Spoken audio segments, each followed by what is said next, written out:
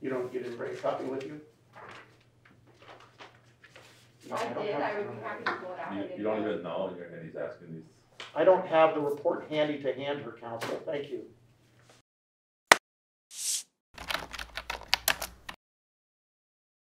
Right, we are back after our mid-morning recess. I see Mr. Pitaro is still with us by Zoom. The exclusionary rule is still in effect. Mr. Stege, would you like to call your next witness? Yes, Detective Jenkins, please. All right.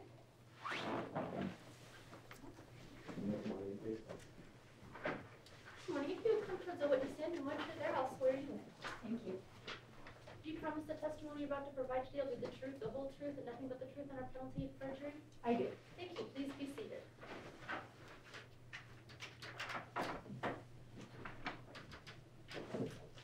Go ahead, Mr. Stege. Thank you. Ma'am, please state and spell your name. My name is Allison Jenkins, and the last is Jenkins. How are you currently employed? As a Reno police officer, currently assigned to the Robbery Homicide Division. And how long have you been in that division? A little more than 6 years. Are you familiar with the investigation of Roger Hillygus and Stewart Handte in relation to the events of August 8th of 2019? Yes, I am. How are you familiar with that? I was one of the detectives assigned to investigate the circumstances of the abduction of Miss Susan Hillygus. And I want to jump to a particular area. Did you have occasion to meet with Stewart Handte on the 13th of August 2019? I did. He invited myself and another detective to his home to speak with him. And how was it that you came to be interested in speaking with Mr. Handte?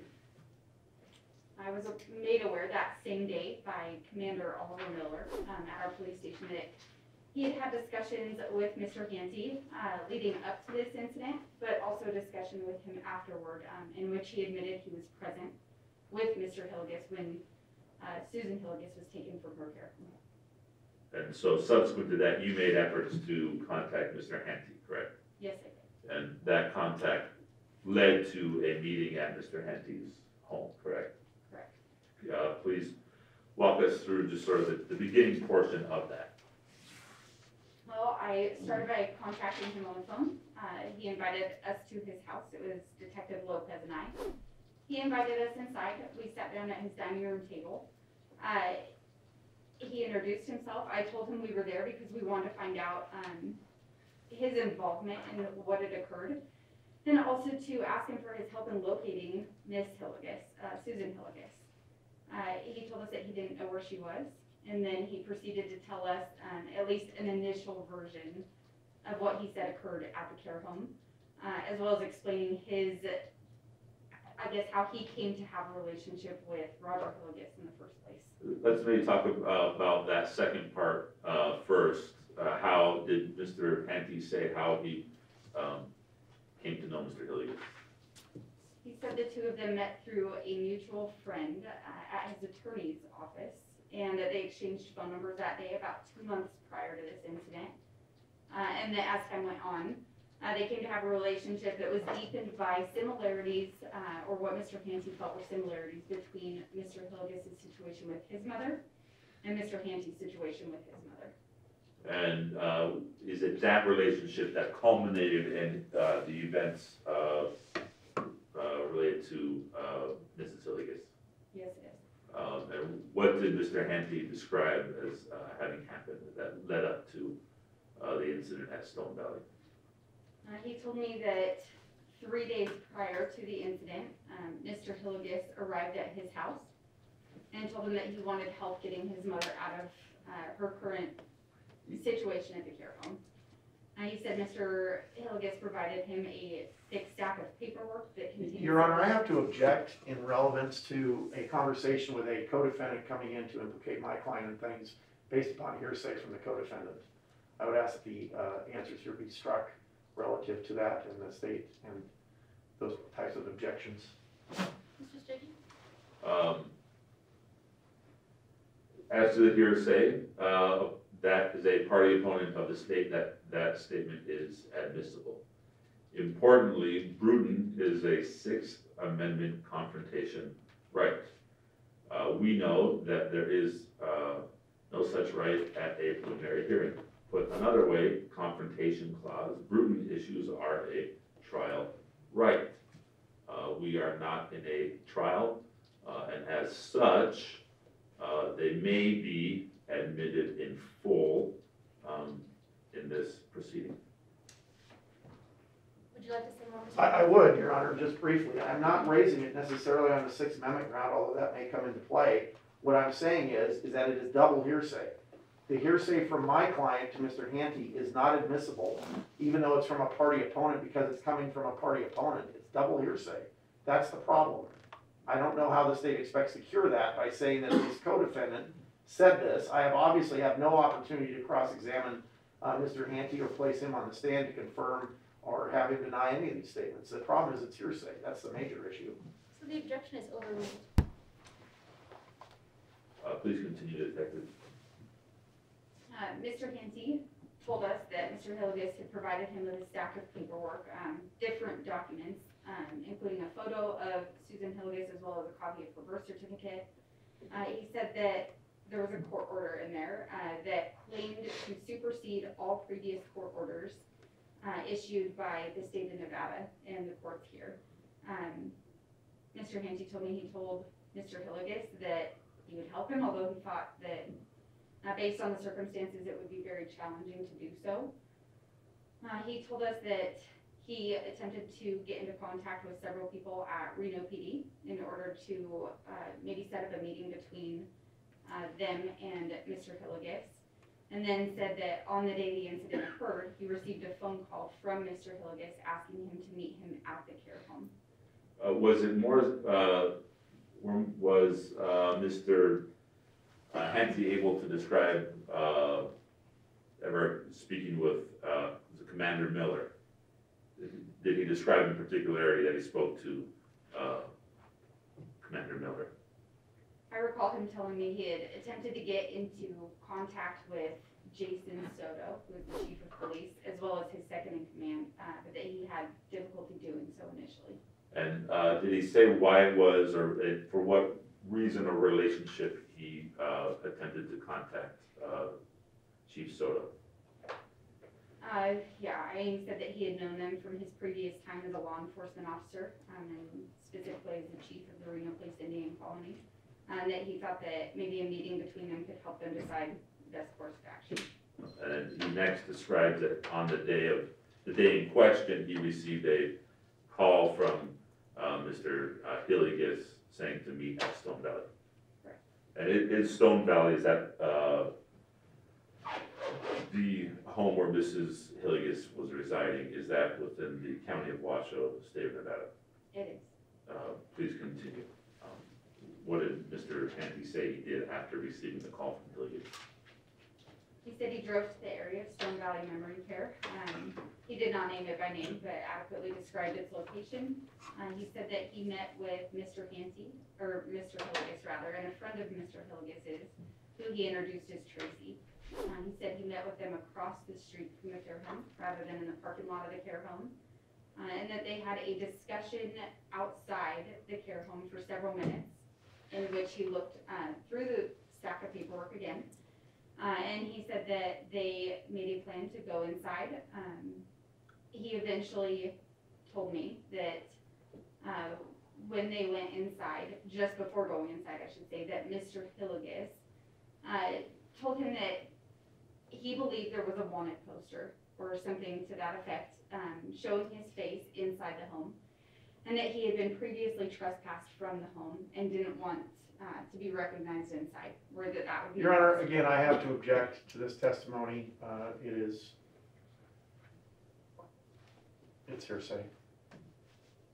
Mr. Stege? Same response. Also pose an objection as to kind of laying on the foundation as to there are three separate calls, and I want to make sure that what she's relating is each call that she's doing quite truthfully, it seems like it's bled over based on my review of the, case. So if we could have it as to what call it is, or what conversation it is, and when we started out at the first one at the house, and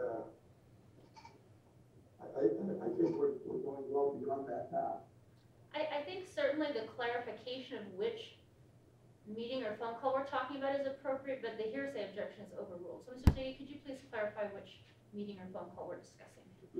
Yes, Detective, are we in a phone call, the interview at the house, or the station interview?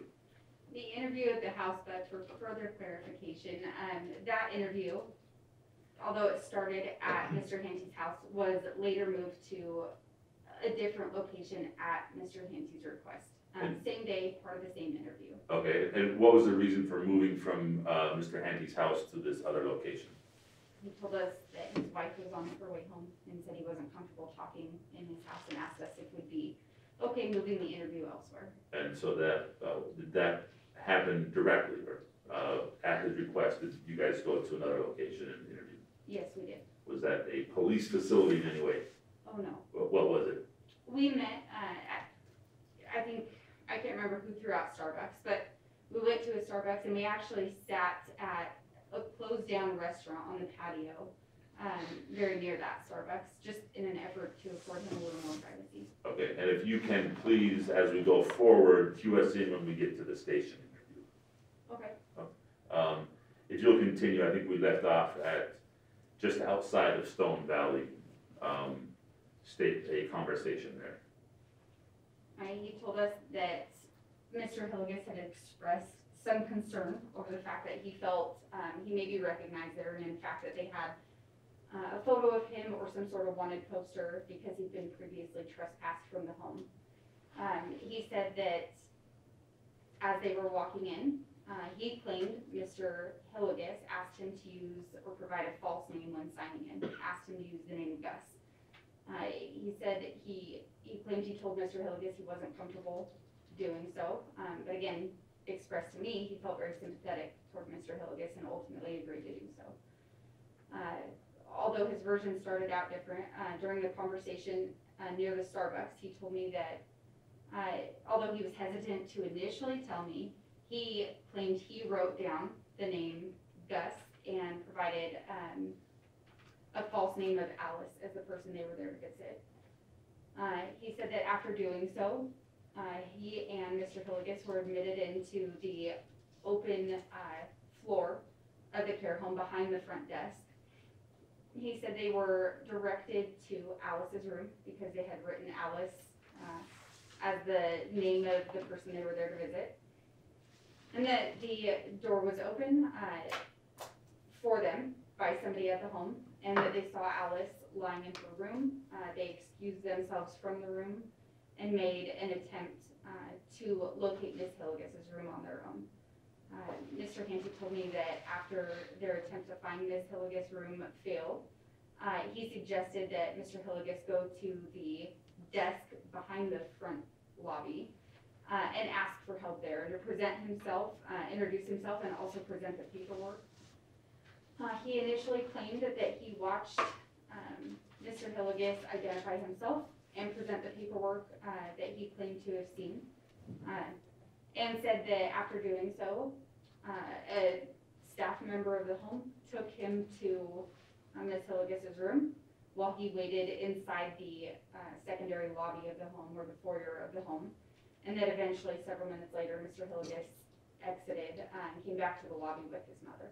And did you say what happened once Mr. Hillygus came out to the lobby with his mother?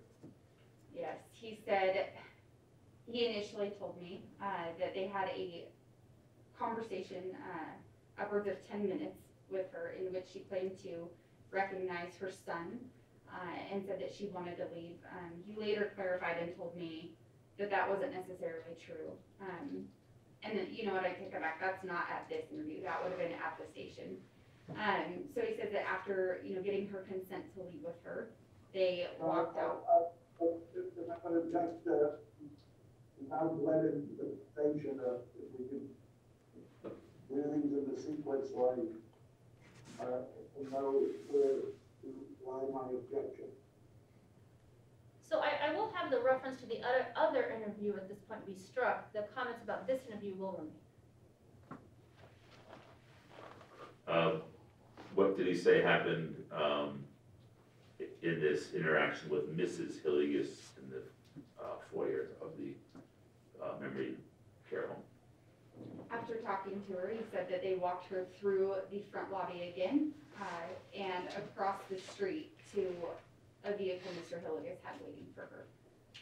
And from there, what did he say happened? He said Mr. Hillygus told him he was taking his mother home, and said that he took Mr. Hillygus' friend Tracy back to his car.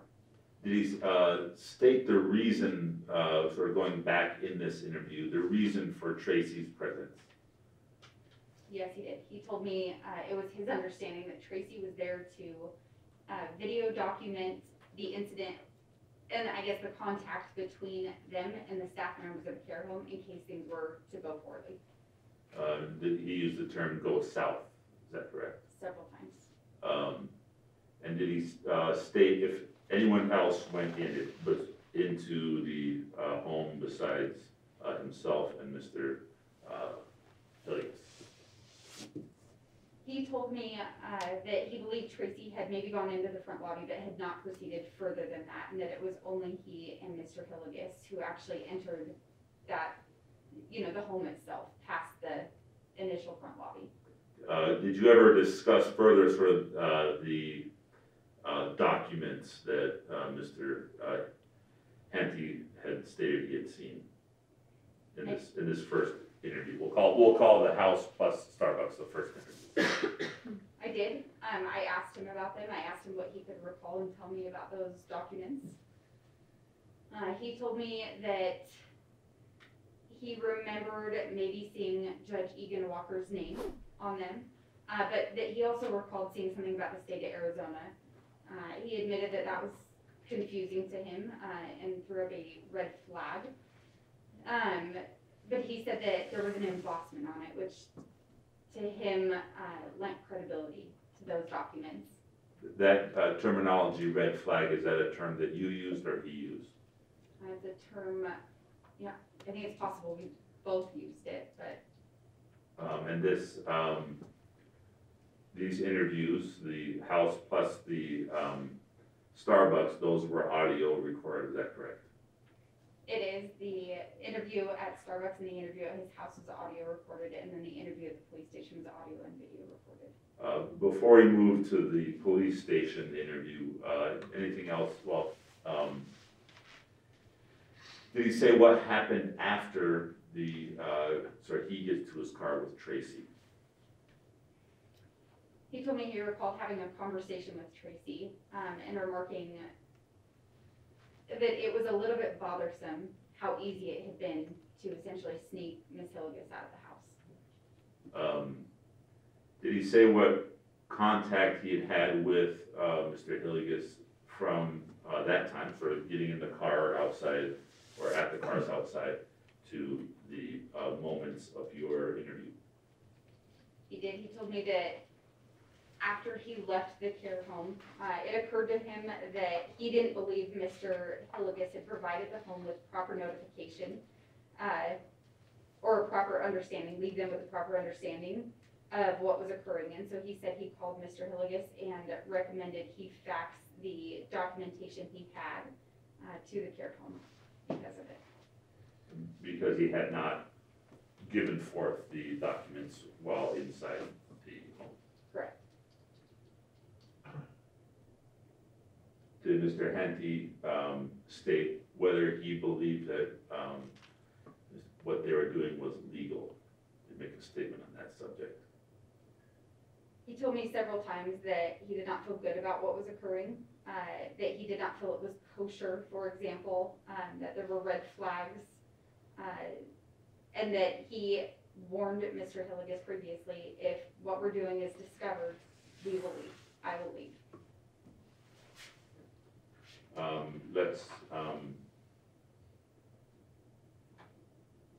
Did you confront or ask or follow up on the question of why they parked across the street, why he parked across the street as opposed to in front of the home.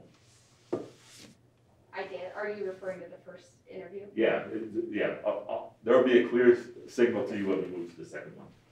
Yes, he did. He told me that in hindsight, he found that very suspicious, and didn't really understand why Mr. Hillygus wouldn't have parked in the front of the home, given the fact they were there to pick up his elderly mother.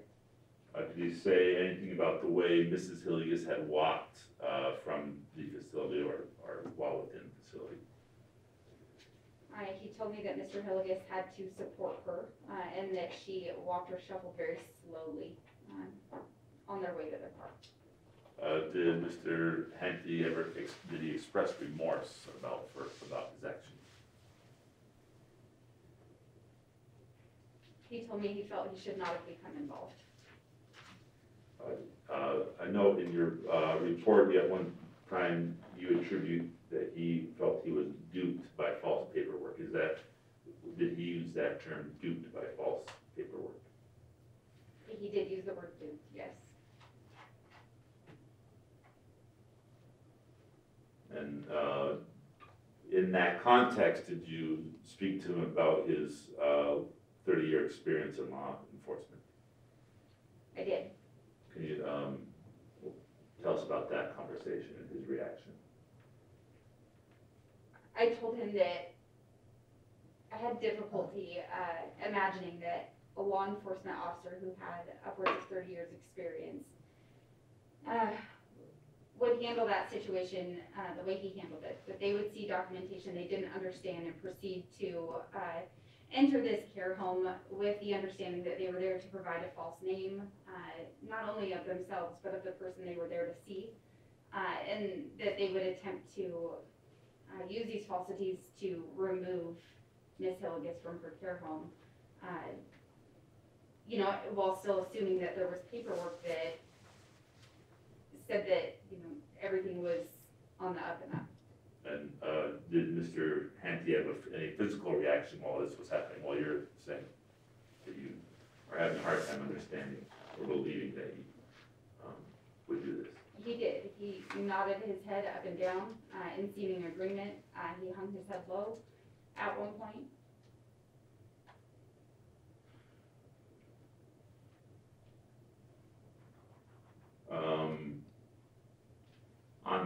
Let's move from the 13th of August to the 14th of August.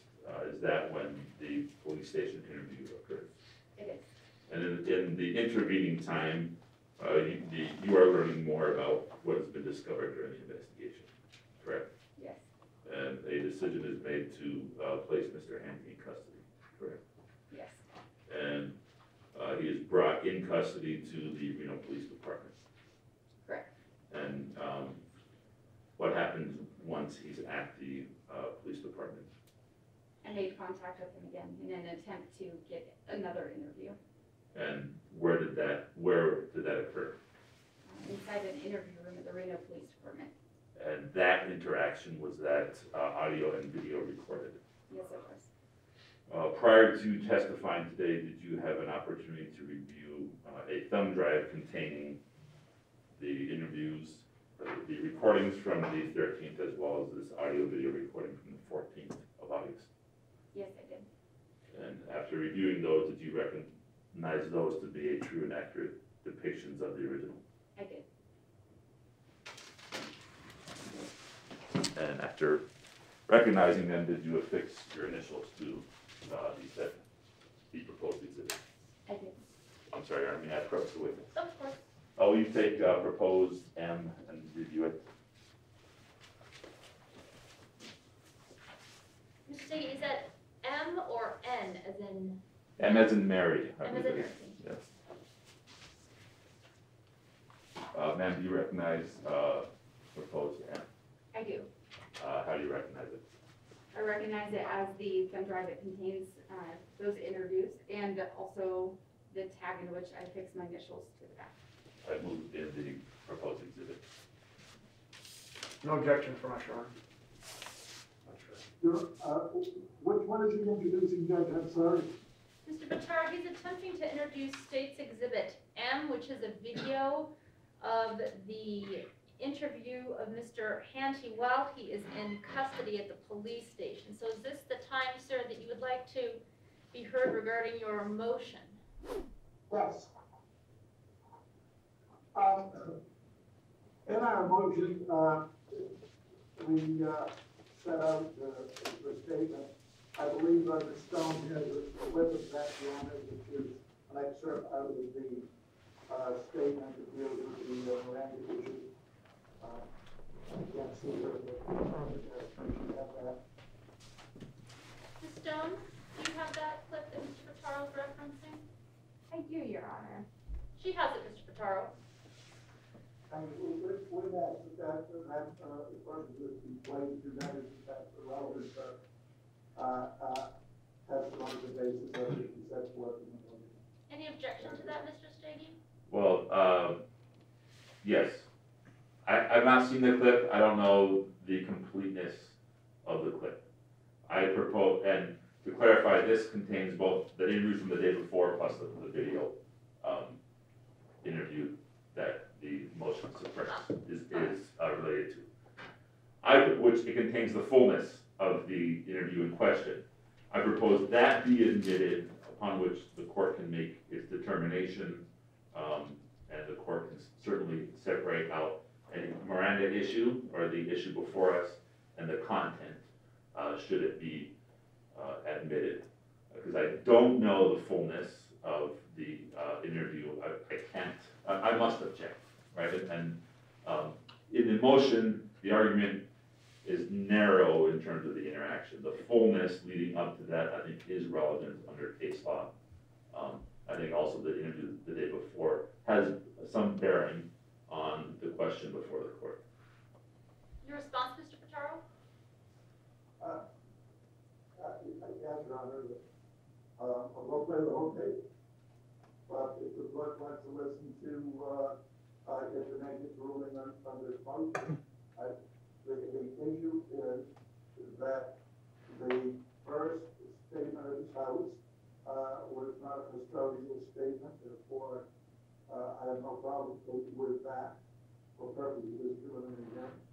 The statement at Starbucks, or the Starbucks area, when they moved to there, once again, was not a custodial situation, but I could speak in the face of it, and therefore there's no objection to that portion of it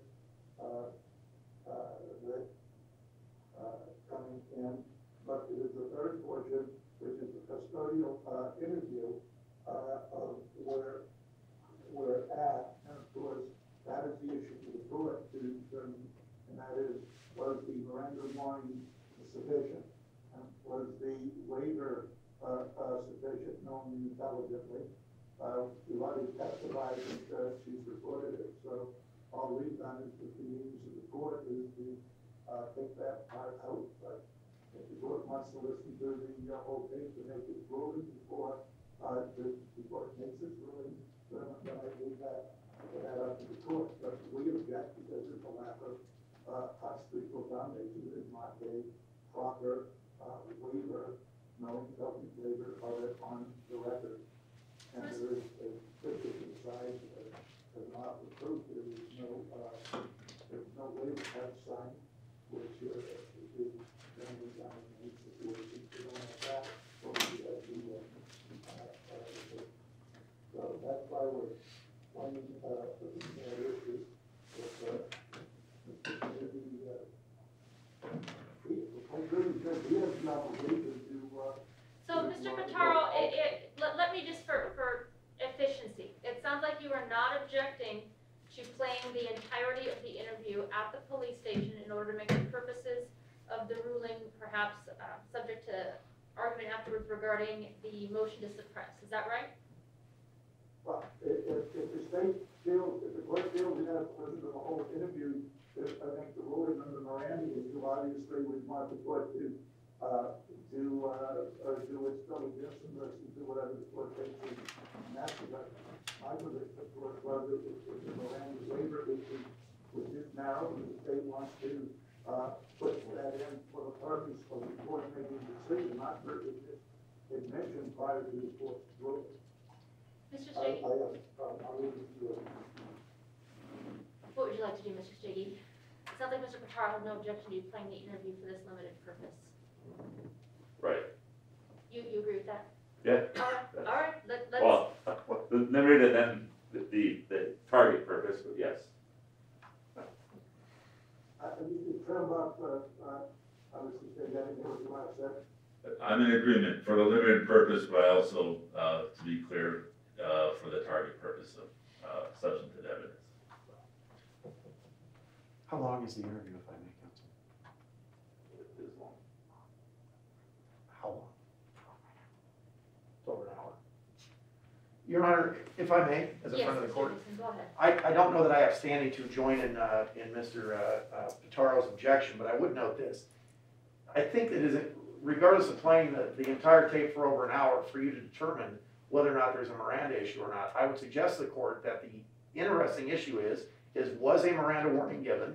If not, on what factual basis is the state saying that there is something on this tape to show that Mr. Handte validly, knowingly, and intelligently waived his Miranda rights? That would be the question to me, rather than having the entire court and everybody sit here for an hour watching a tape that you may not let into evidence later. In other words, I think Mr. Stege has an obligation to provide an offer of proof unless there was a clear Miranda waiver and or a signed consent. And upon hearing that the tape is an hour long, which I did not know beforehand, Mr. Stege? Yeah, I should clarify. I'm wary of a clip of unknown origin being before this court on the subject of Miranda. Experience teaches me that. There is a point in this interview that the court ought to be able to arrive at a decision on Miranda. I agree Mr. Evenson has no standing on this issue. The recording is 3 hours long. It is unlikely that the court will have to listen to all 3 hours, but they want a clip of unknown progeny. This is a known, authenticated copy of the interview. So let me ask you this, Mr. Stege. Utilizing the state's proposed Exhibit M, is there a way to get to the point of the interview that Mr. Pitaro is specifically referencing, such that we can view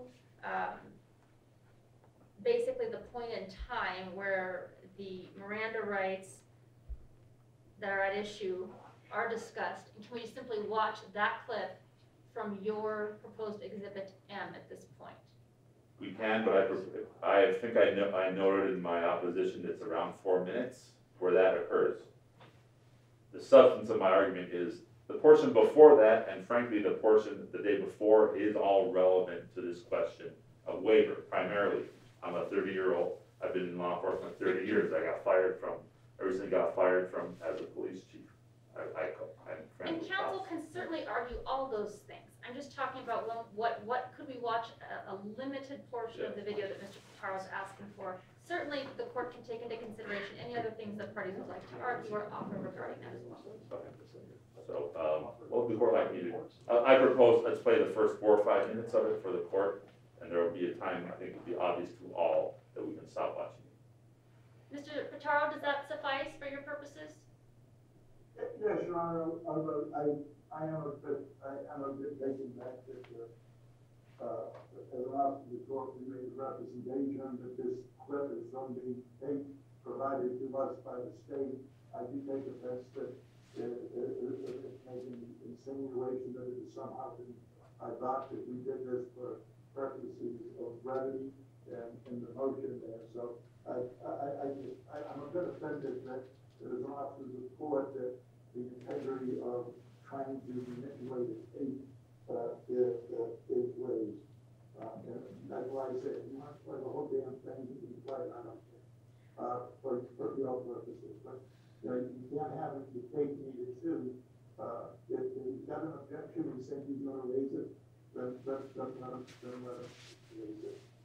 So that's where I'm at. I'm a bit offended over the comment that is an unknown origin came from the state, and the officer of the court, we extracted it from the state, and I told Mr. Stege quite truthfully in conversation prior to today that we were going to have the certain clips that had been done, and at no time did he ever indicate to me that that I or my aunt is being dishonored to do. And Mr. Pitaro, this court is certainly not impugning any nefarious act on your part in any way whatsoever. I'm just simply trying to find something that we can all agree upon to watch in the interest of finding common ground and efficiencies purposes. So Mr. Stege, if you could get the proposed exhibit to the place where Mr. Pitaro and yourself believe is relevant.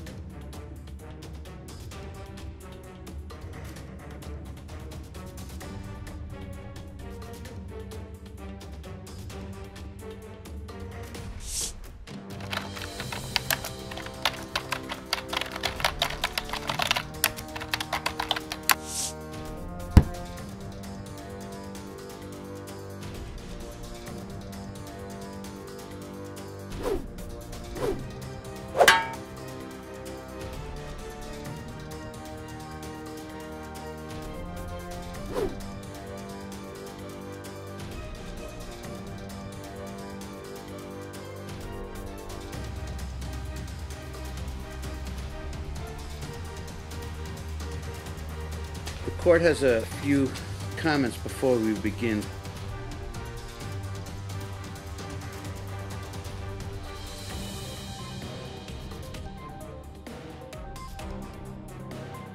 We are on the record in the matter, case D 505.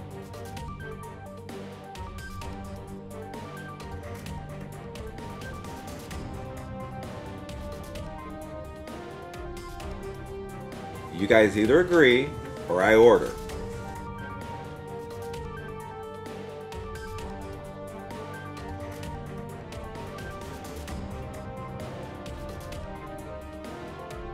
I don't hear anyone saying she can't order a change of custody if she follows the right procedure.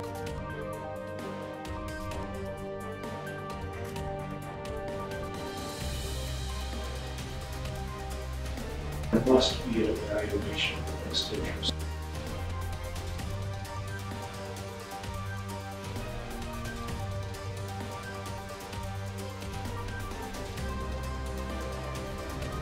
You're going to convince me to hold your client in contempt.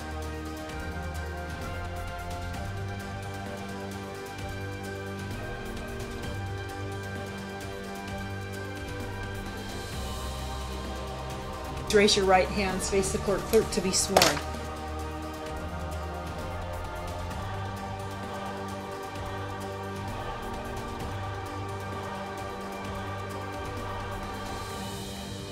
Even judges get contempt runs all the time.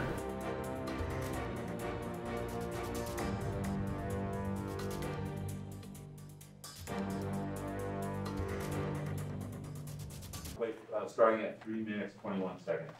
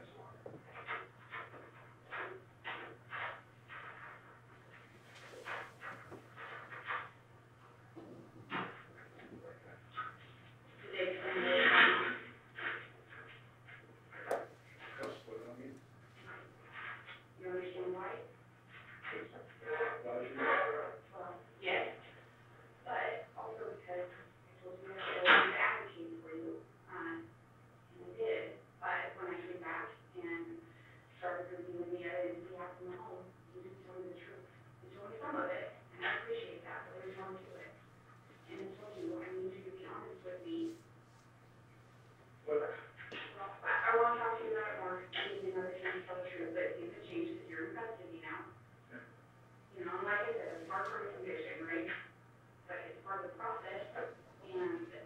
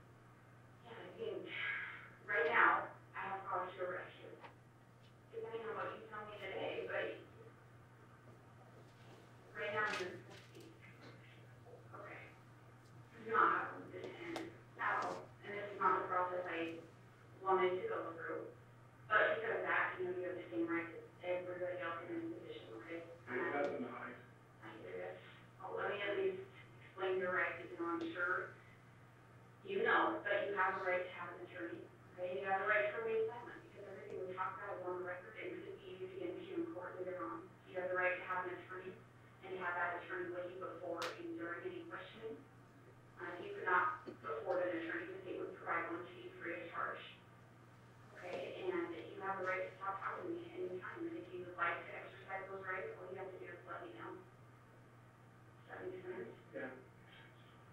Okay. Like I said, I will give you every opportunity to be forthcoming. I know it's ugly, I know you got caught up in some stuff you did not intend to get caught up in, and I believe you have good intentions. That part we're on the same page about. However, yesterday when I came back and I started trying to corroborate when you told me, and I started looking into the evidence we have from the care home, your story is significantly flawed. And you thought you were explaining that, I can't do it for you. Okay. Now he parked across the street, I parked next to him. I guess that's a bad thing to do, but that's where he parked. We reviewed the paperwork, we went in the front door, I falsified the entry into the whatchamacallit. All right, I believe here at 6 minutes 34 ought to be sufficient, unless the court would like to see more or see again. Mr. Pitaro, is that clip sufficient for your purposes, for you to argue your motion appropriately? Okay, so thank you, Mr. Stege. You can stop the screen share at this point. All right, Mr. Pitaro, I've read your motion, I've read the opposition. Go ahead, sir. We've seen the clip. Oh, you can see from the clip, Your Honor, one, the report of Miranda one, was in custody, and I didn't get it. Anything that happened prior to him being in custody is not a Miranda issue. A Miranda issue is once he's in custody, if you give him, the warning sufficient. And then, of course, secondly, does he knowingly tell us that he stays there? Here, there is, first, as I said, there is no, as you can see from the clip, there is no, waiver waste card sign, which is a normal sort of thing, but nevertheless, it's not there, we haven't been paid. And he does not waive. She asked him, the last question, she asked him, does it make sense? And he says it makes sense. That is not a waiver, that is agreeing what she says is what makes sense. The other thing I waive or anything. And so that's where we're at. Mr. Stege, your argument in response? As stated in my pleadings, a formal express waiver is not required under the Supreme Court law on the subject.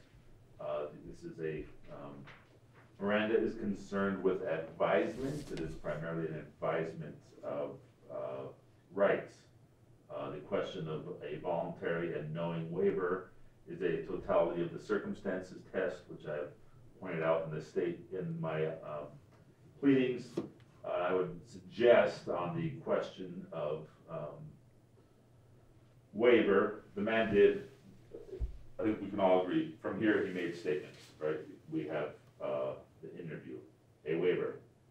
Also, in his mind at the time, am I going to par knowledge, understanding of the of his rights? And to be clear, I think the argument has never been, as I read it anyway, from the defendant, as to the appropriateness of the advisement. I think the advisement, I think we're here talking about waiver only, but in terms of knowing and voluntariness, an acute understanding, I am going to par, questioning what he's going to par of the consequences of his actions.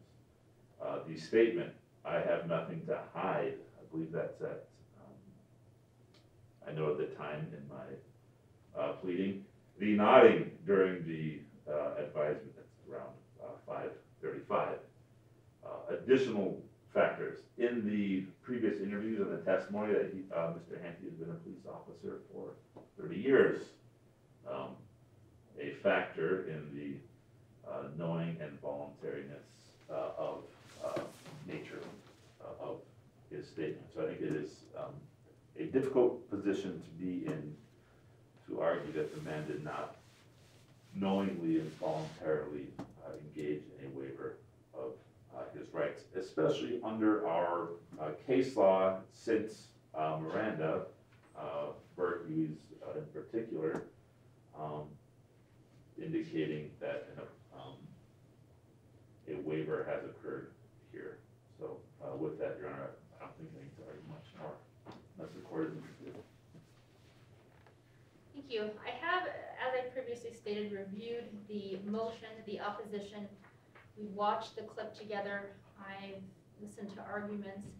I do believe, given the totality of the circumstances test, that Mr. Handte's waiver was knowingly and voluntarily given.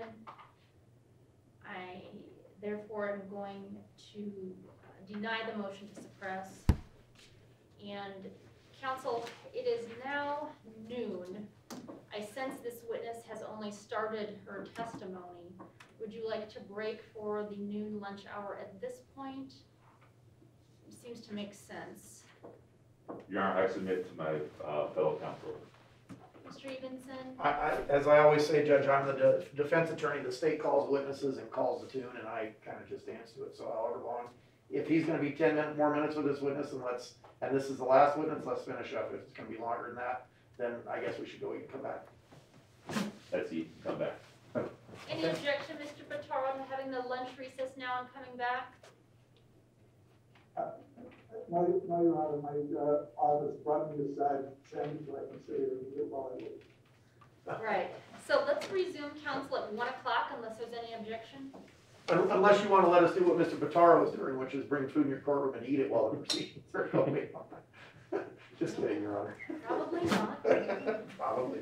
All right, counsel, so thank you very much. We'll see everyone back at 1 o'clock. Thank you, Your Honor. Thank you. All right. Counsel, it is my understanding there has been a 6th amended criminal complaint filed.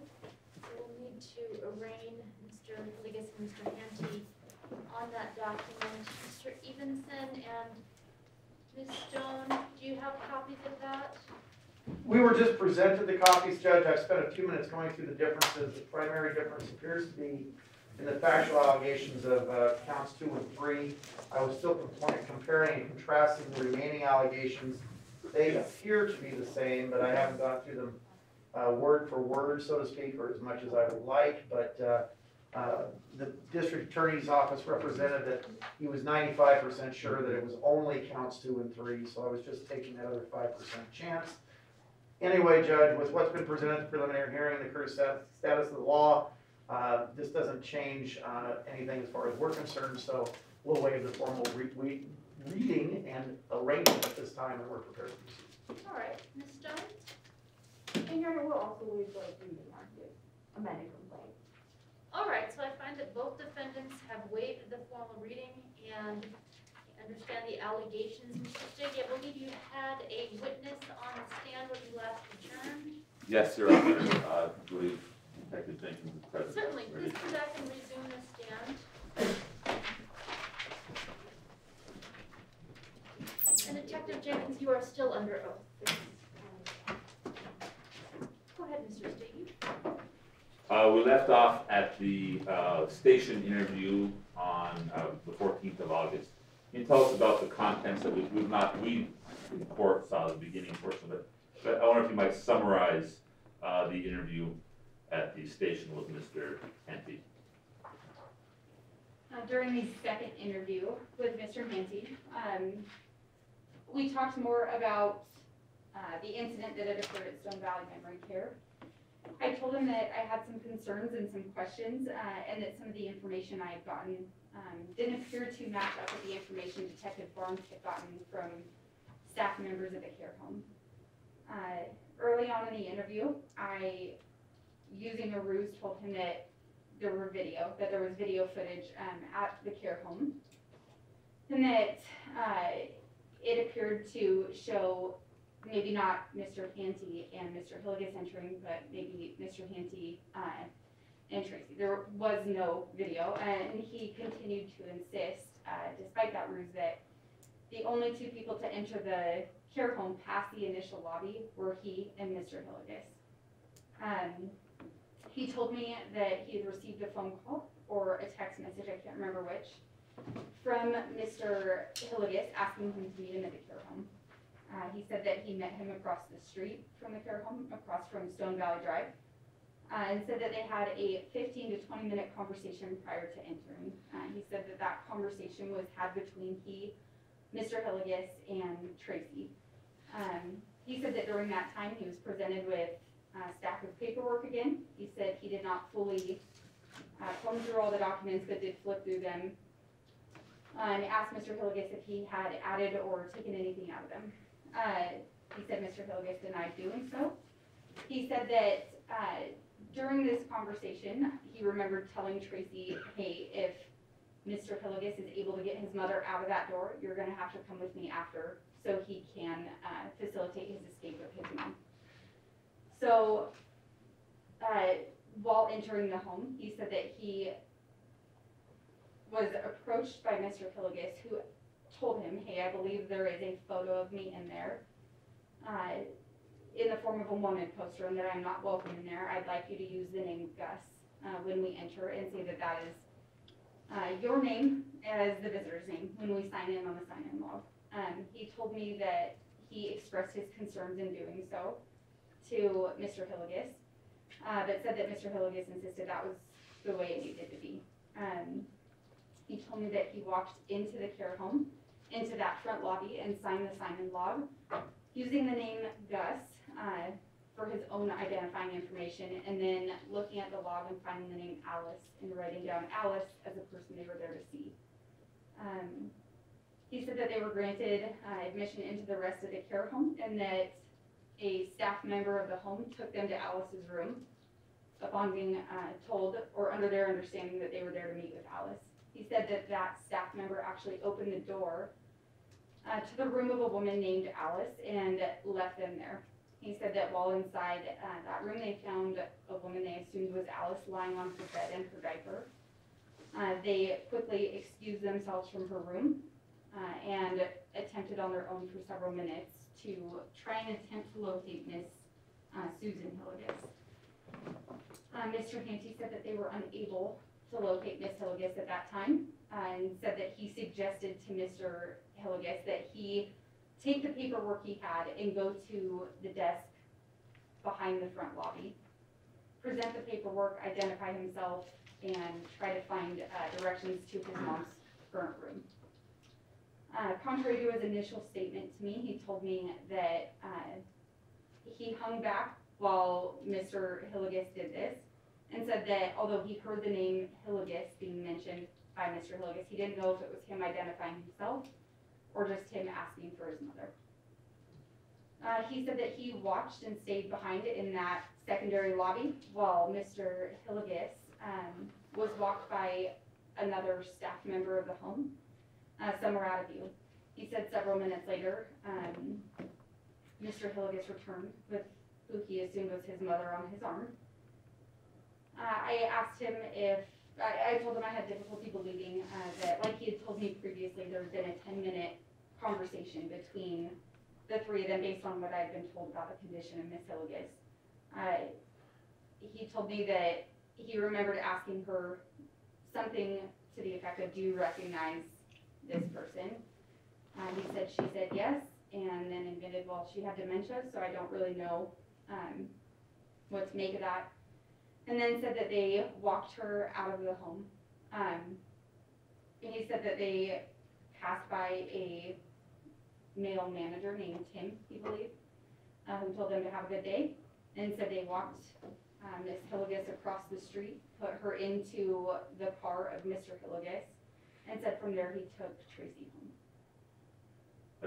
Or to his car, rather. He drove Tracy to where Tracy's car was. Did he say, give an additional detail as to what had occurred between that moment, dropping off Tracy, to the moment of your interview? I'm sorry, can you ask the question again? Yeah, anything about any additional contact with Roger? Did he say anything about having additional contact with Roger? He did. He told me that he had attempted to call Mr. Hillygus after and said he was successful in doing so, and told Mr. Hillygus that he didn't believe he'd provided the home sufficient documentation or a chance to sufficiently look at the documentation, and that he needed to do so either via fax or some other way. Did you bring up the subject again of these documents, or the reliance on these documents? I did. And what was Mr. Hillygus' response? I'm sorry, Mr. Handte's response. I told Mr. Handte that given his extensive history in law enforcement that I found it difficult to believe that if he believed in the legitimacy of the documents he said he reviewed, that he would have been willing to risk going inside, using a false name, providing a false name of who they were there to see, and essentially trying to sneak Miss Hillygus out of the home, rather than going to the front desk and providing that paperwork and saying, hey, we have a legitimate court order to facilitate the change of this custody, and do it that way. He told me that he understood and told me that he also felt that what he had done was wrong, but again reminded me he felt sympathetic to Mr. Hillygus' position. That he was sort of motivated by his sympathy for Hillygus' position. Correct. And did he mention something about sort of validity or, let me ask it a different way. Did he ever mention any court documents in relation to the case involving his mother? He did. He told me that although he recognized those documents were valid, he felt they were, he used very strong language. He told me he felt that they were bullshit, regardless of the court that had issued them.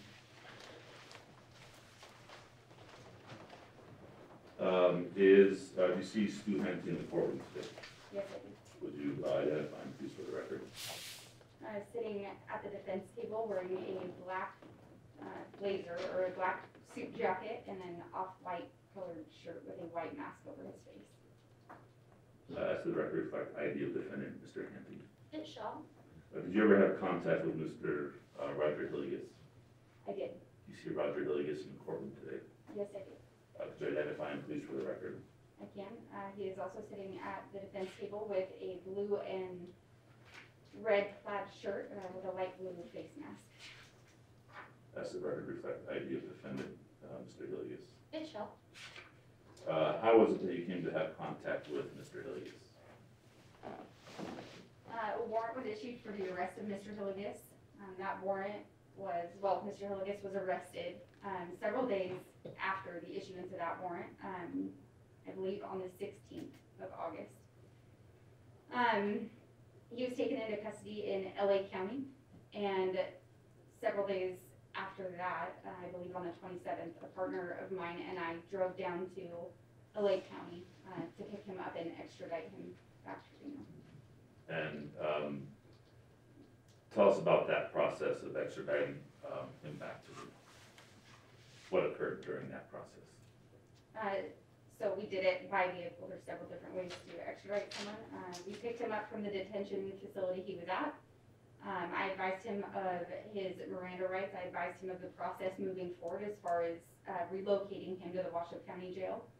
And from there, we drove the three of us, my partner and I, as well as Mr. Hillygus, from LA County back to Reno. And was there any conversation in this drive from LA County to Reno? There was. And was that conversation recorded? It was. And prior to testifying today, did you have occasion to review a proposed exhibit that was containing the statements? I did. And did you recognize the contents of that proposed exhibit? Yes, I did. How so? I recognized it as the interview, which was done in two different parts of the recording of my conversation with Mr. Hillygus. I approach the witness with proposed W, Your Honor. You may. Do you recognize proposed W, Detective?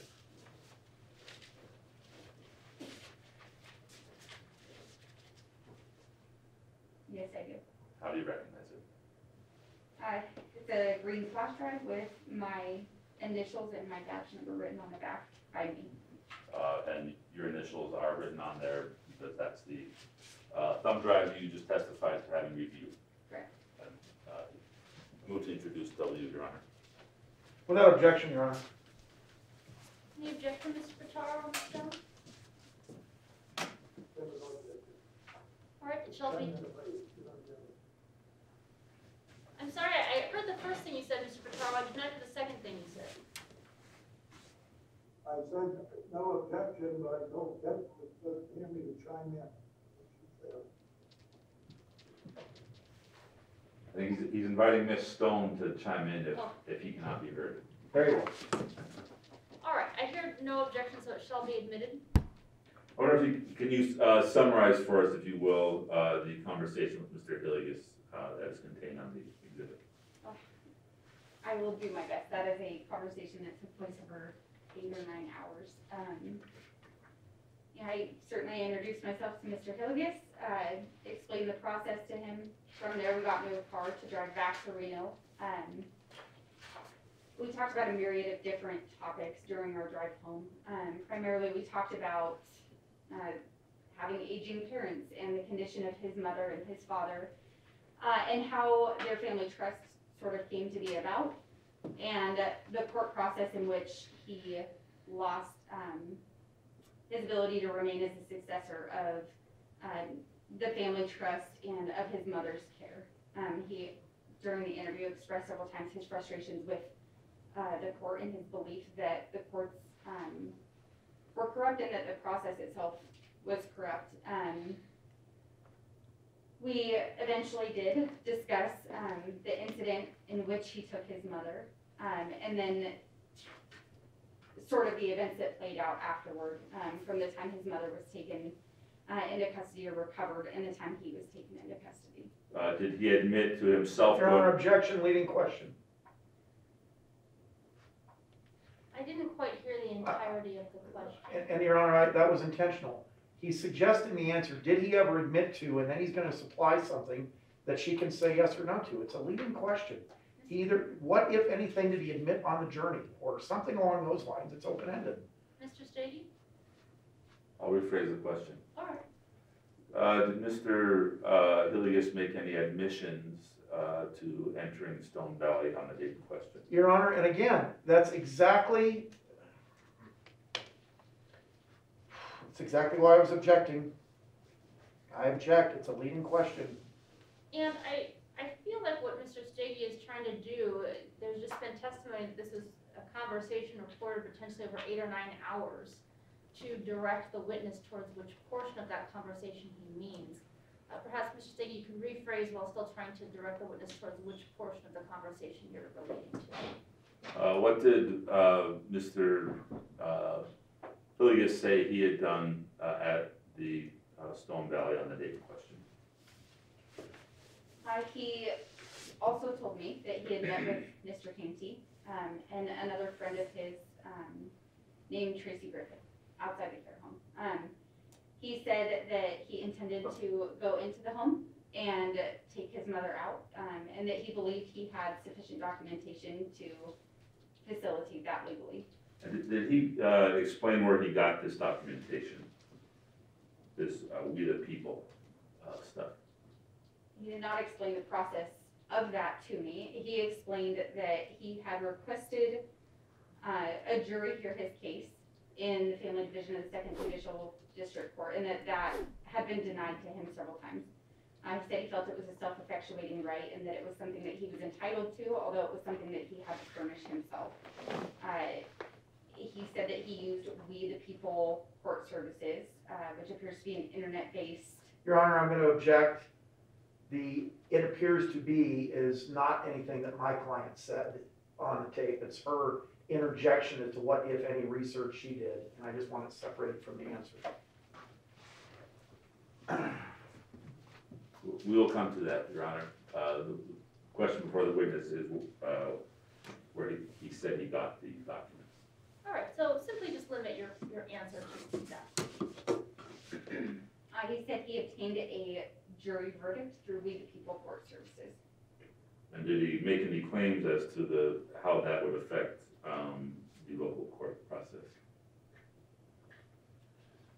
Throughout the conversation, he said numerous different things about it. He told me that he felt at one point that it was sufficient, and that verdict or that documentation superseded all previous orders from the court regarding his mother's care and custody and regarding the family trust. He later said that he felt additional steps would have to be taken for the to occur. Such as what? He told me he felt that it was a necessary part of the process to flee what he called the corrupt state of Nevada, as well as the Second Judicial District Court. He also told me that despite the verdict that he had received, or this documentation he'd received, that he felt it would be necessary to reinstate a new guardianship over his mother in the state of California to sort of dismiss or terminate the guardianship arrangement that had been made in Nevada by these courts here. And did he in particular had mentioned that he had to go to California specifically?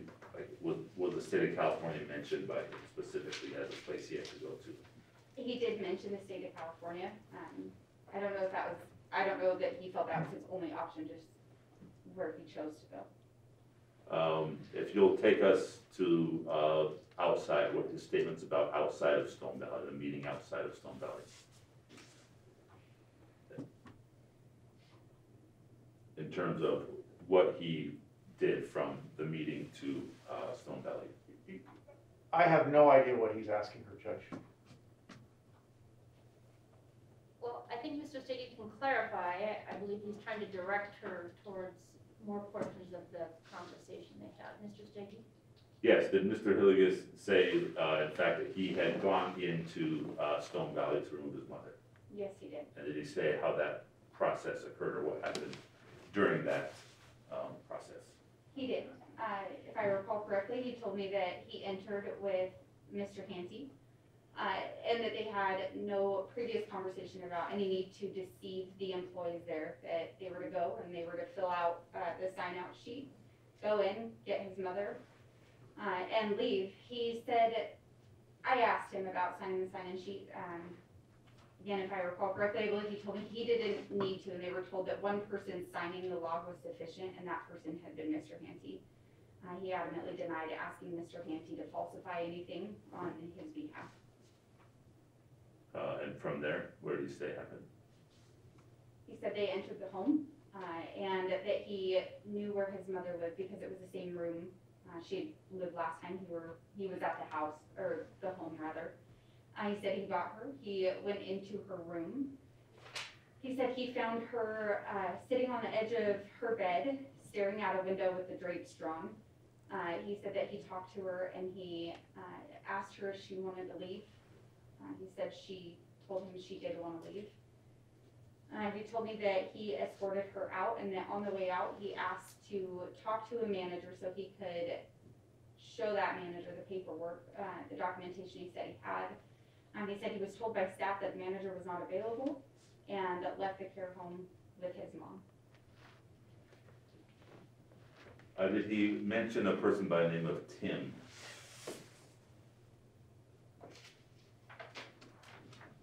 I don't recall off the top of my head if he mentioned him by first name. Or mentioned a person being related to his sister's attorney, Ryan Earl, as a person working at Stone Valley? He did. And what did he say about this person?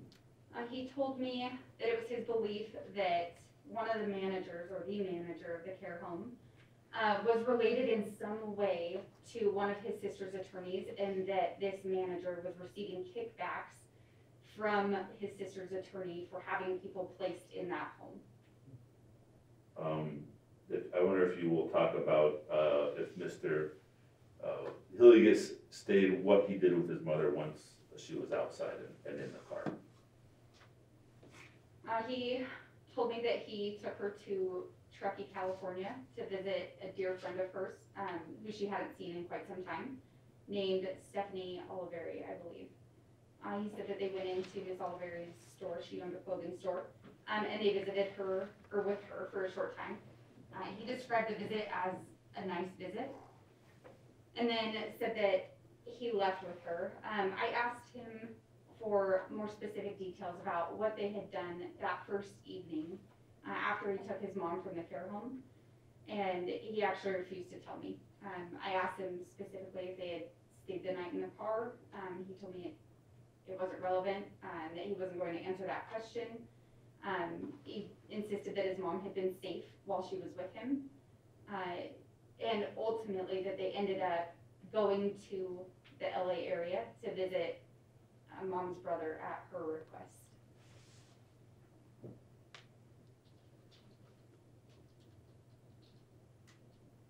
Did he state whether he had told Mrs. Olivieri where he was going, or where he and his mother were going? He did.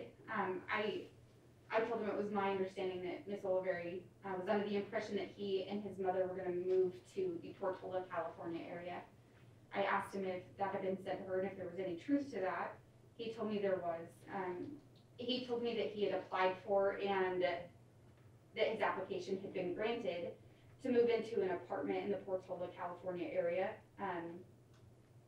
Although the specific apartment hadn't actually been shown. He also told me that he offered to take his mom by that apartment to show it to her and see if she liked it.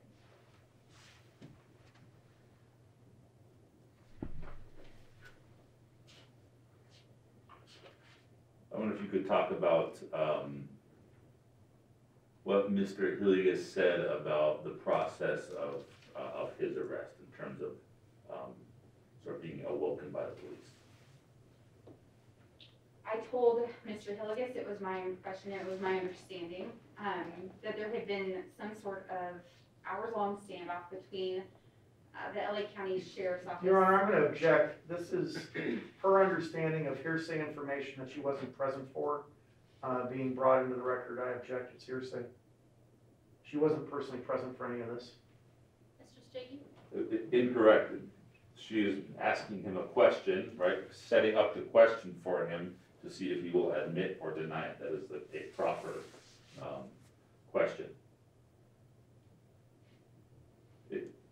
It's analogous to saying, isn't it true that there's a big standoff and you didn't come out? And the person says yes or no. The answer, either adopting it or refuting it, is relevant as a statement by the defendant. And I believe what is being sought, the truth of the matter is not necessarily her impression, but Mr. Hillygus' response. So I'll allow it based on that. I told Mr. Hillygus it was my impression there had been a standoff between he and the LA County Sheriff's Office SWAT team that had lasted for a number of hours, and I asked him why that was. He told me that that was not what happened, and that he was actually unaware of police presence until he was awoken to being tasered by an officer at the home of his uncle.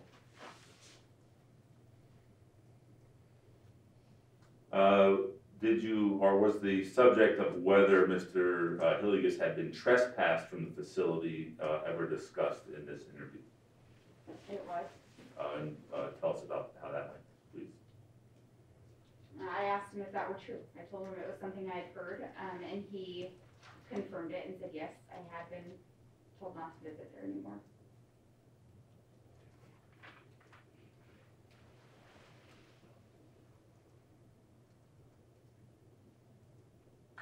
Did you ask Mr. Hillygus about what vehicle?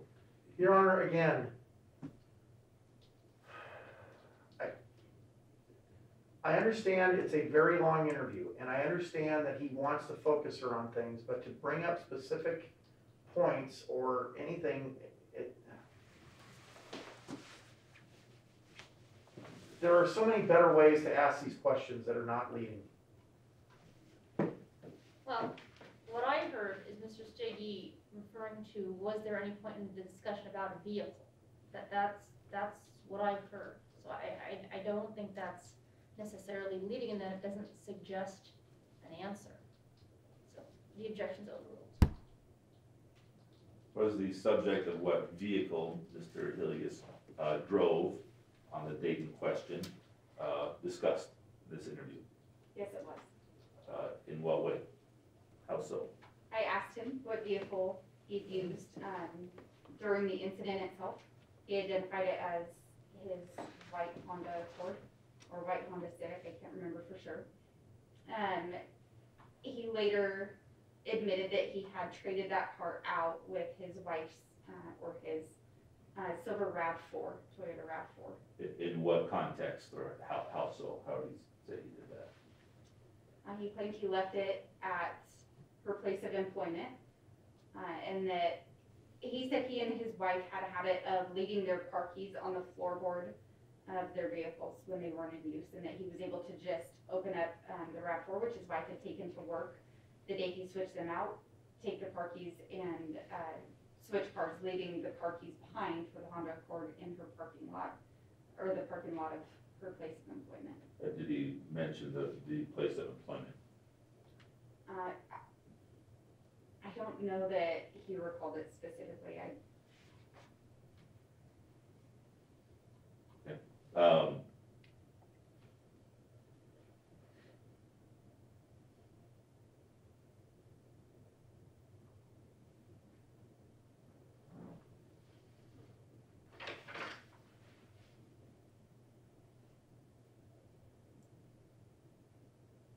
Did you ask him about whether he had filed those documents, or what, if he had done anything else with those documents?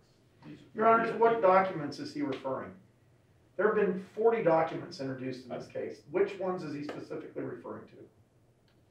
I think Mr. Stege can clarify that. Mr. Stege, can you clarify the question a bit? Did Mr. Hillygus state what, if anything, else he had done with the documents he got from We the People? He told me that he had filed them electronically through the court. He also told me that while at Stephanie Oliveri's business in Truckee, California, he faxed that particular document to the care home itself. Was the subject of PERS ever brought up during this interview with Mr. Hillygus? It was. And can you talk about that, please? About his statements. So to the best of my recollection, we discussed PERS and the fact that his mother had built a retirement through the PERS system as a teacher of many years, and that he had requested that those benefits be forwarded to him so that he could use them for her continued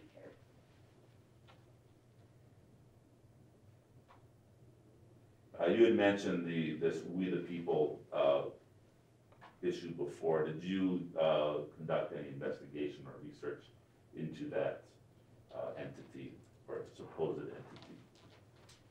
I did. And what did you learn?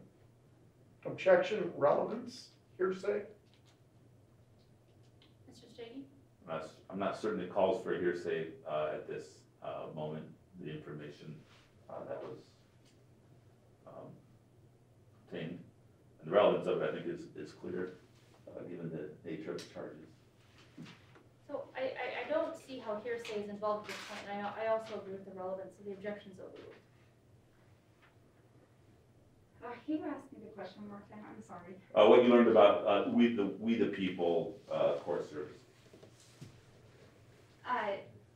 So we actually had a little bit of difficulty in locating an actual business, but we were able to find We the People court services online.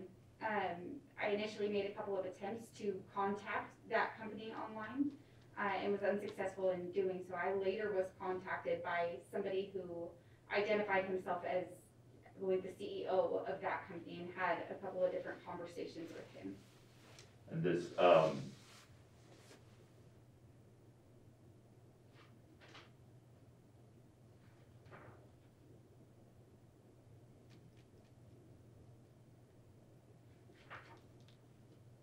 court's indulgence, please. All right.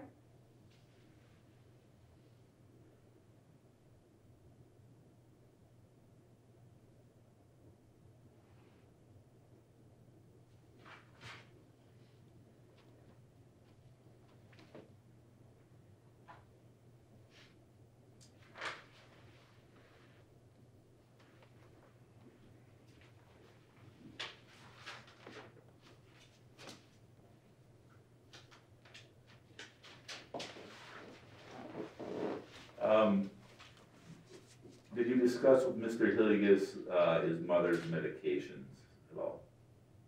I did. In what context or how so?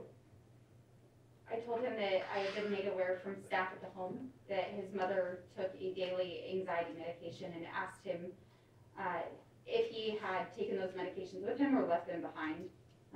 He told me that he'd left them behind and told the manager to maybe mail them to his mother's house. He later told me he felt his mother was doing well though and didn't necessarily need those medications.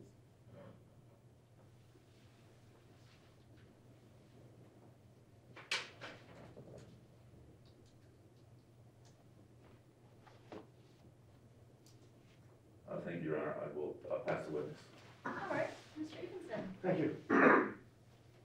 So if I understand your testimony correctly, you applied Miranda to my client when he initially was picked up by you at the county jail? Is that what you said? Yes, sorry, I think about whose client you're representing. Yes, Right. I did advise him of his Miranda rights. Okay, Within a few minutes of contact of him at the, in the Southern California area? Right. Okay, and I presume from your testimony that was the one and only time you advised him of Miranda?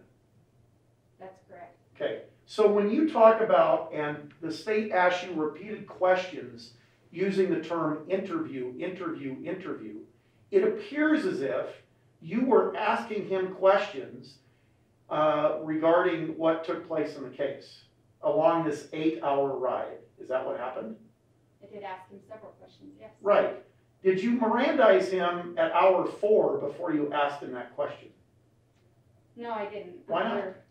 Well, because there had not been a significant break in contact, and there was no reason for me to believe that he had suddenly forgotten his rights or didn't have the ability to understand them anymore. Well, I get it, because there was no significant break, so you believe that was he able to leave the car?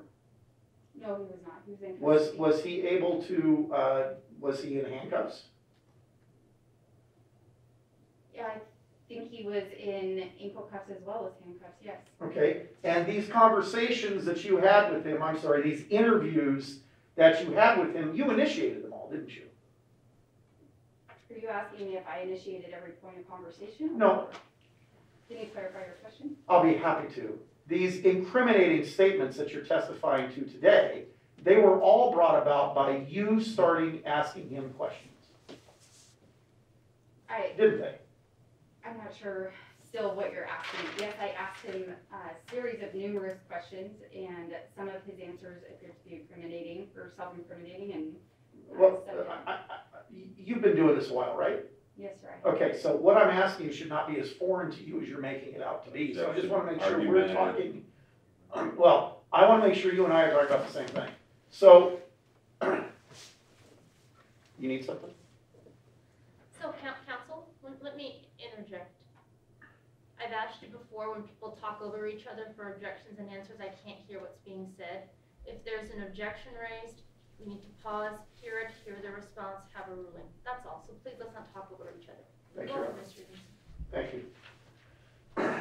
So, I'm asking you specifically, you testified to, I didn't get a count, but let's call it 7 to 10, 7 to 12 incriminating type statements today under questioning from Mr. Stege. Does that refresh your recollection as to what's been happening for the last half hour or hour? I think I understand where you're going. Okay, so each of those 7 or 10 or 12 or 15 incriminating things that you just spoke about were based upon questions that you started. You have never said that my client spontaneously said any of this. You initiated that questioning, right? I initiated numerous questions. Again, if you're asking me if I can remember over the duration of 8 or 9 hours, if each one of those statements was brought on by a specific question I asked, I don't know that to be true or untrue without listening to the interview again. Which you didn't do before you took the stand today, did you? I did listen to parts of it, yes. To parts of it, but not all of it, right? Correct. Okay, so can you tell me which parts of the statements that my client allegedly made were started by your questioning as to oppose which ones were spontaneous utterances by him? Off the top of my head, I cannot. And can you tell me as an experienced detective why, along the drive of an 8 or 9 hour trip, you wouldn't say, hey, I'm going to talk to this guy, I better make sure he understands he's still under Miranda? Why you wouldn't give him his Miranda rights again and say, hey, I'm going to ask you some questions, remember, anything you say can and will be used against you? Why wouldn't you do that again? Here I object, Your Honor. It's irrelevant whether she did or did not, as that is not required by our laws. Where does he, what law is he citing there, where he says that? This is a unique fact pattern. I'm unaware of a case where somebody's in a car for 8 hours and 4 or 5 hours into the journey, the cop starts questioning them again without giving them Miranda rights again. I haven't seen that fact pattern before. I think I'm entitled to ask those questions. So I will allow the questions to be asked. Objections overruled.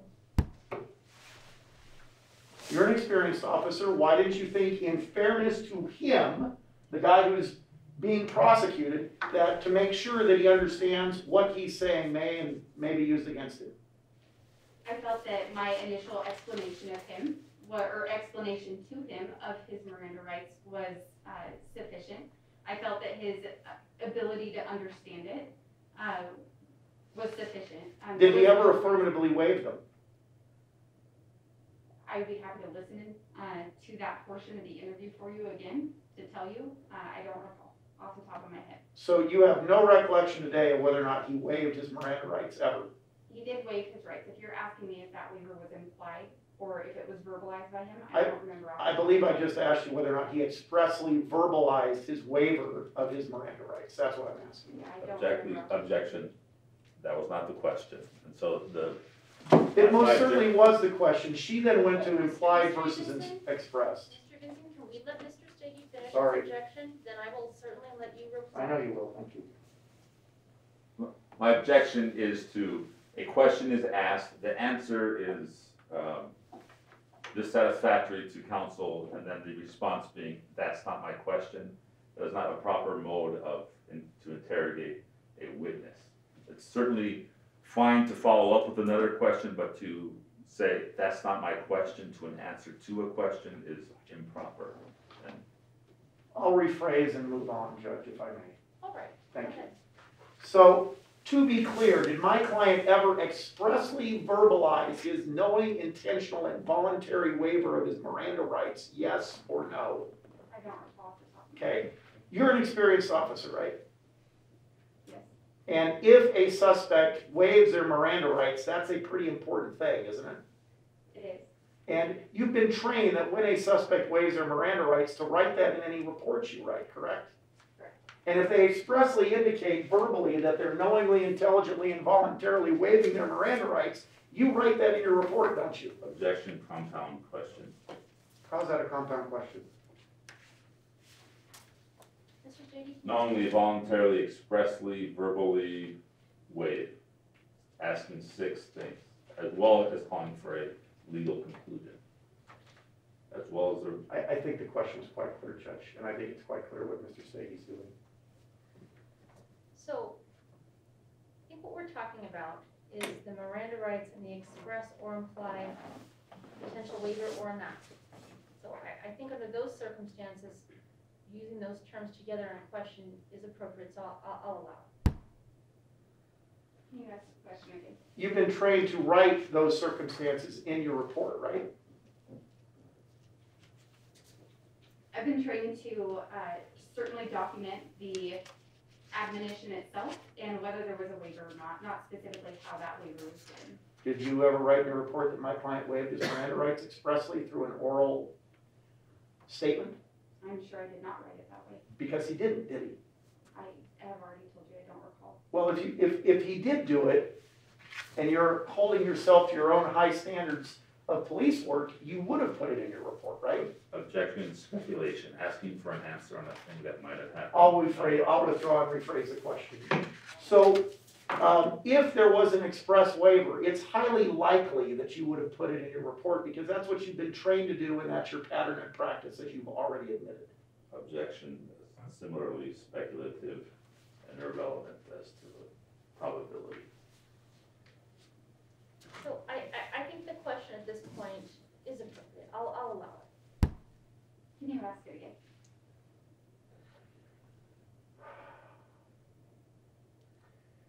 Had my client expressly waived his Miranda rights, it is highly likely you would have put that waiver in your report because that is your pattern and practice and how you've been trained and what you normally do, right?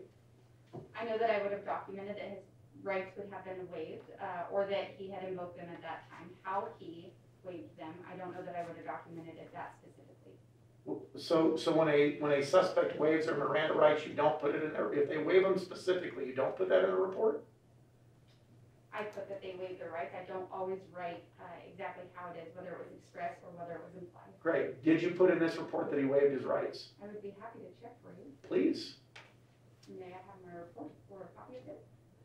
You didn't bring a copy with you? No, I don't did. have- I would be happy to pull it out. I You didn't don't know. even know, and he's asking these. I don't have the report handy to hand her, counsel. Thank you.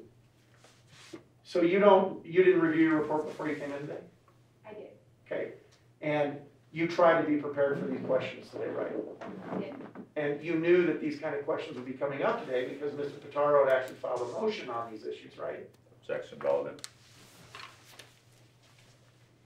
And my approach to court clerk will, in the meantime. You may.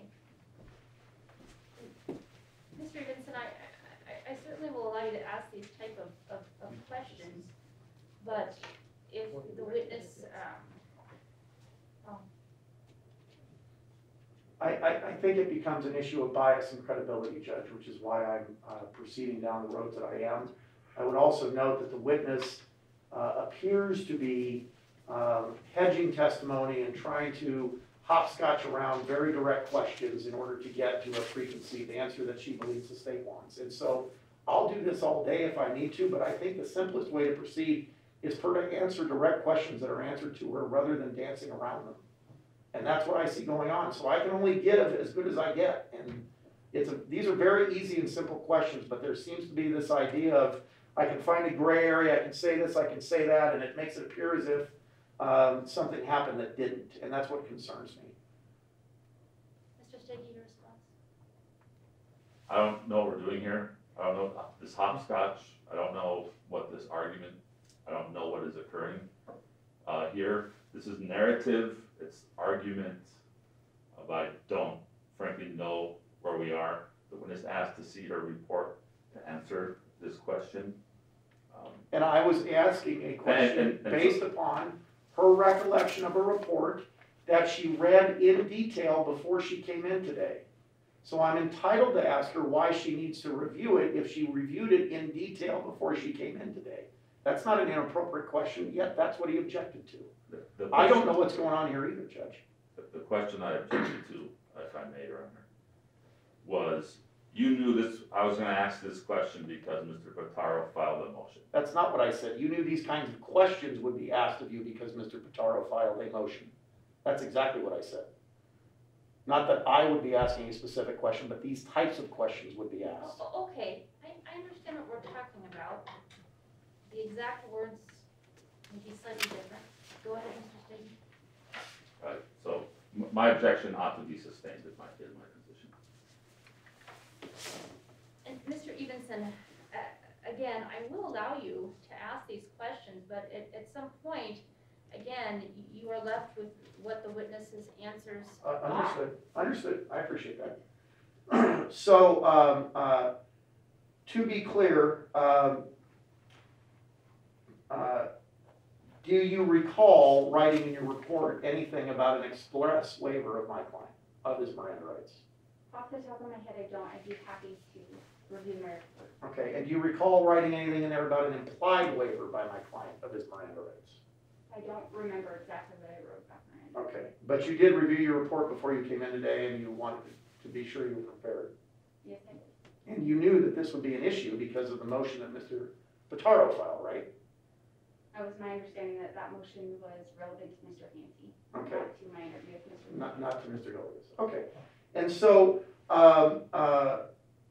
moving on to some other, so after you gave the Miranda right at the jail or getting into the car, I mean, how exactly did that happen? Is it on the tape in the car or did it happen before you got in the car?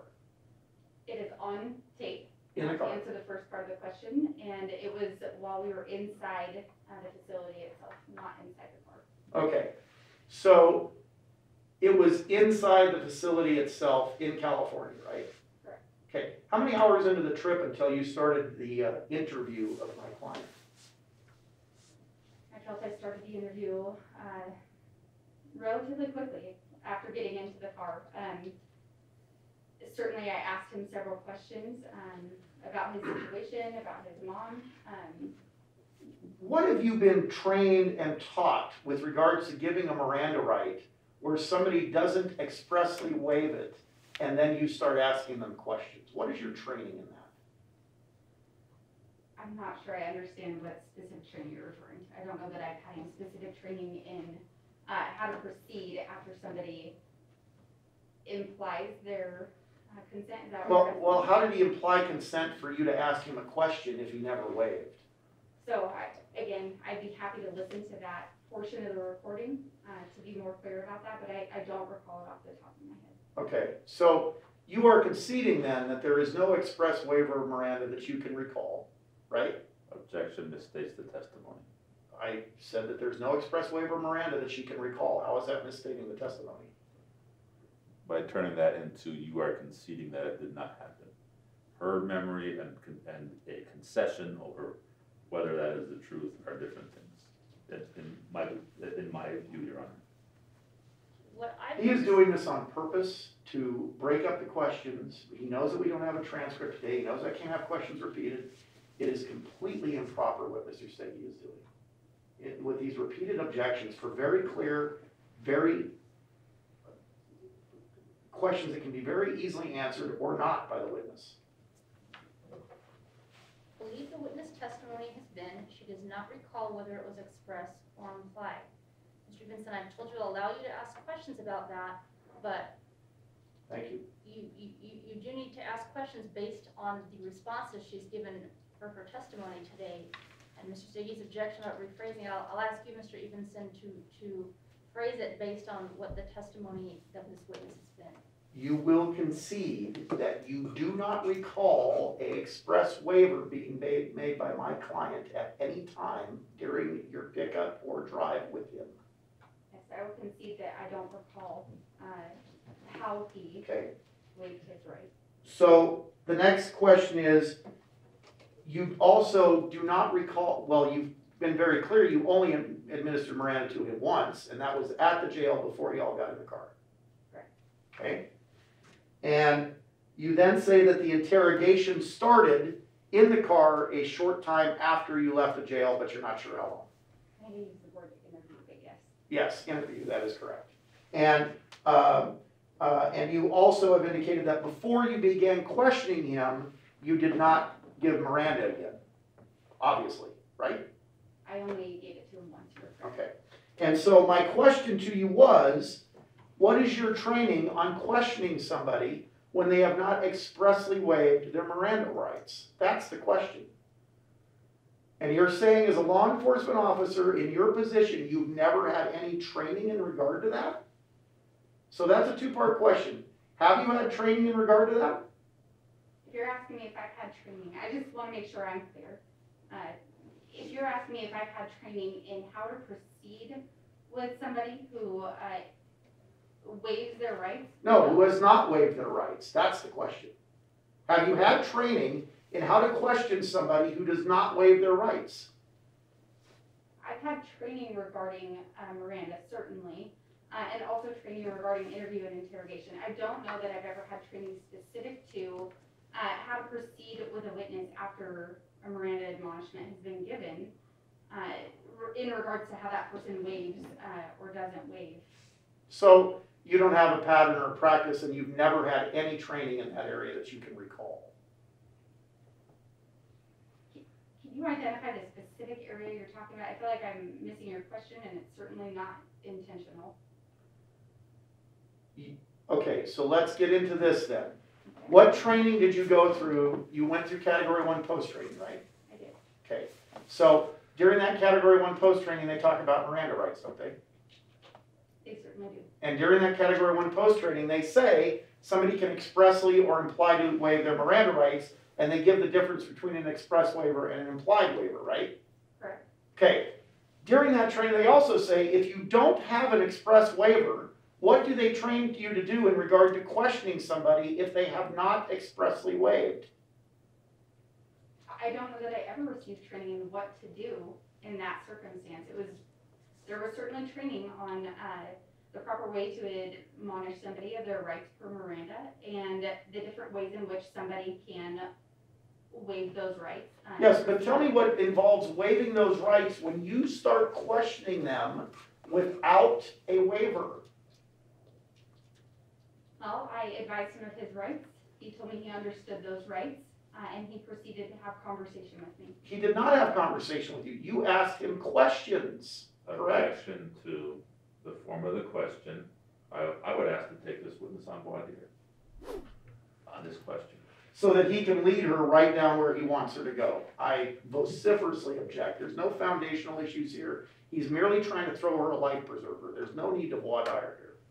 This witness needs no life preserver, Your Honor. Oh, I would add as well that the interview is in evidence. So the question, the relevance of these questions,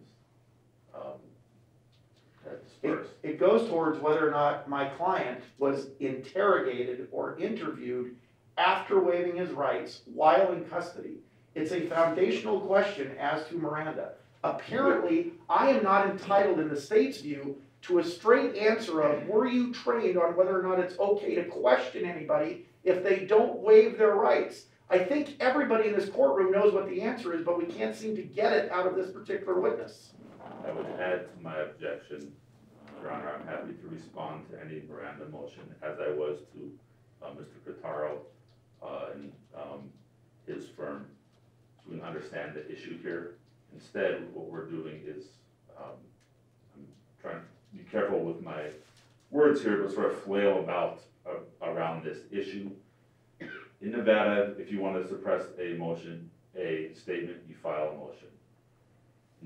Instead, the statement is admitted in evidence, and then we are fishing or filling about after the fact. All the other sort of harsh words about attributing sort of malice or motives to the state and the witness are not appropriate. Your Honor, I will concede that we, under current case law in Nevada, prior to a few years ago, we only got a bite at the apple in district court relative to Miranda issues. For purposes of preliminary hearings, I, as a rule in my own practice, do not bring up Miranda issues and those kind of things. I did stipulate that it came into evidence. I stipulated that it came into evidence so that I could ask her these very specific questions once it's in evidence. So I'm not sure what Mr. Stege is saying here or what he is saying that I'm doing improper here. I'm asking questions based upon something he asked be introduced in evidence that I agreed to. I don't know what the issue here is. So, again, Mr. Evenson, I will allow you to ask these questions, but I think that you need to be clear in the questions. I think the witness is attempting to answer you, but some of the questions could be seen to be a bit confusing. Perhaps you could rephrase. I'll allow you to ask the question. Thank you. But we need, I do hear Mr. Stege's point that a certain percentage of this information is in evidence. So go ahead, Okay. Mr. Thank you. So, well, just give me a moment, Your Honor. All right. Thank you.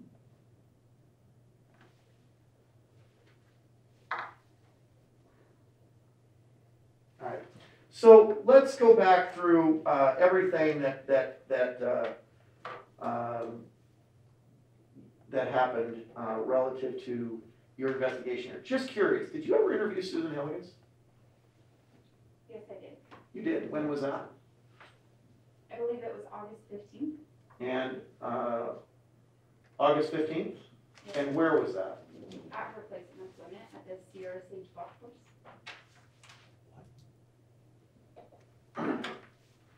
I said Susan Hillygus. That would be Oh, I'm sorry. my client's mother. No, you're right. So I wasn't aware that she was working at a golf course while she was in the rest home, so, My mistake.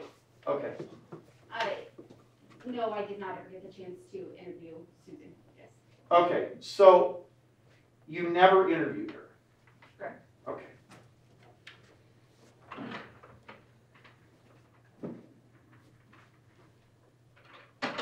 And you were very clear that the documents that were sent to the nursing home were from a fax in Truckee, California. That's correct. And those that, in fact, the witness from that, that establishment came in and testified on August 11th when we were here last time. So do you have any indication at all that that fax or those documents came from anywhere else? No, I don't. Okay. And with regards to my client's statements to you, my client was very clear to you that he felt that he had enough documentation to remove his mother from the nursing home, right? He did allege that, yes. Okay. And in fact, you used the term that he had sufficient documentation. You used that term a little bit later on. Is that correct? Yes. And he also felt that the documents that he had superseded the various other documents that were affiliated with the case. You used that terminology too, right? Correct. And he was telling you his beliefs, correct? Correct. Okay. And that he was going to establish a new guardianship in California is another thing that he told you, right? He told me he was looking into that, yes. Okay. And that he felt he had to leave Nevada to flee the corrupt courts and the corrupt system. Is that right? That's what he told you? Yes, he told me he had to flee, he felt he had to flee the corrupt state of Nevada in the second judicial court. Okay. And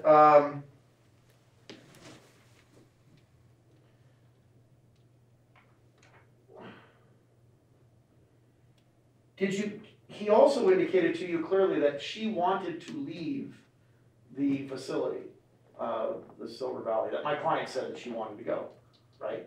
He did allege that, yes. Do you have any evidence to indicate that he was wrong? No, I do not. Okay. And did you ever investigate anything that he alleged to you about the kickbacks or the care of people at at this facility or anything like that? Did you ever conduct any investigation into that? No, I did not. Okay. Can I ask you a question? Yes, sir. Why would you present everything that he tells you today as apparently being true, but when he alleges kickbacks and he alleges bad treatment at the facility and those kind of things, you wouldn't bother to look into those? That does not fall under the purview of my specific job or necessarily the facts of this particular investigation.